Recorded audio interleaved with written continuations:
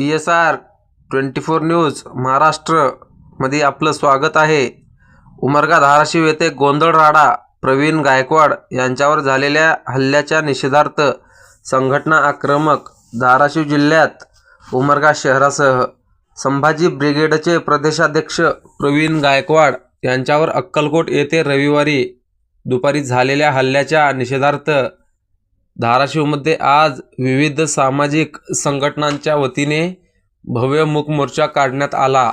यावेळी संतप्त नागरिकांनी जिल्हाधिकारी कार्यालयावर मोर्चा काढून जिल्हाधिकारी यांच्या कार्यालयातच ठिय्या मांडला. यावेळी निवासी उपजिल्हाधिकारी डॉक्टर शोभा जाधव यांनी आंदोलकाशी चर्चा करण्याचा प्रयत्न केला, मात्र जोपर्यंत जिल्हाधिकारी कीर्ती किरण पुजार हे समोर येऊन चर्चा करत नाहीत तोपर्यंत इथून हलणार नाही, अशी भूमिका आंदोलकांनी घेतली.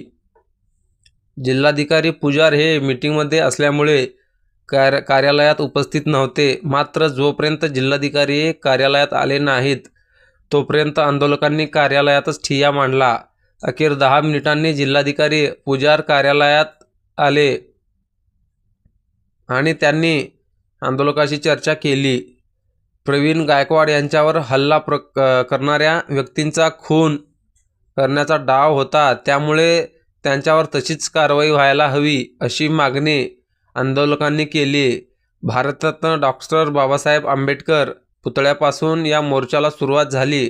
प्रवीण गायकवाड रविवारी अक्कलकोट येथे एका कार्यक्रमानिमित्त गेल्यानंतर तिथे त्यांच्यावर शाई फेकून त्यांना धक्काबुक्की करण्यात आली.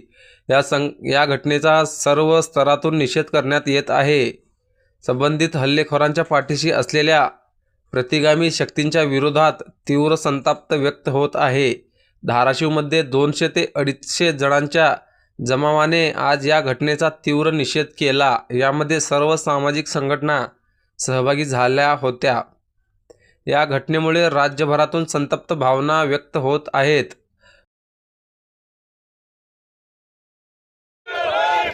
दीपक काट्याचं करायचं काय? खाली मुंडका वर पाय. या सरकारचं करायचं काय? खाली मुंडका वर पाय.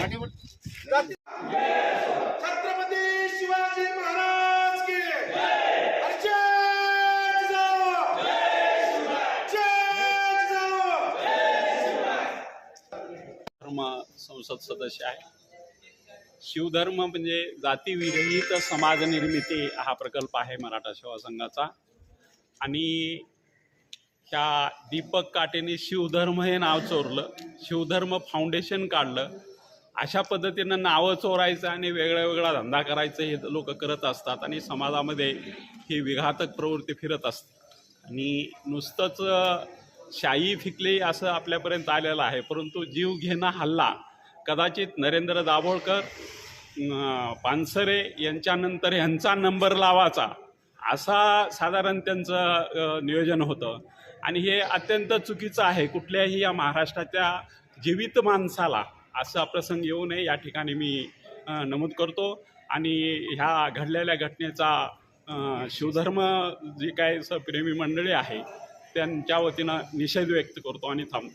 रिपब्लिकन पार्टी ऑफ इंडिया आठवली गटाचा लोहारा तालुका अध्यक्ष. या ठिकाणी परवा दिवशी रविवारी आमचे बहुजन चळवळीतले आमचे आदरणीय नेते प्रवीणदादा गायकवाड साहेब यांच्यावर जो भ्याड हल्ला झाला, त्यांच्यावर शाई फेकून त्यांचा अपमान करण्यात आला, ही गोष्ट लोकशाहीला काळिमा फासणारी आहे आणि आंबेडकरी फुले शाहू आंबेडकरी चळवळ दडपण्याचा प्रकार चालू आहे. हे लोक कशामुळे एवढं धाडस करतात, त्यांच्या पाठीमागं कुणाची शक्ती आहे, कुणाच्या बळावर करतात, ह्याच्या पाळीमुळे जोपर्यंत शासन त्याचा छडा लावत नाही आणि तोपर्यंत त्यांना कारवाई करत नाही त्यांच्यावर, तोपर्यंत आम्ही सामाजिक कार्यकर्ते गप्प बसणार नाही.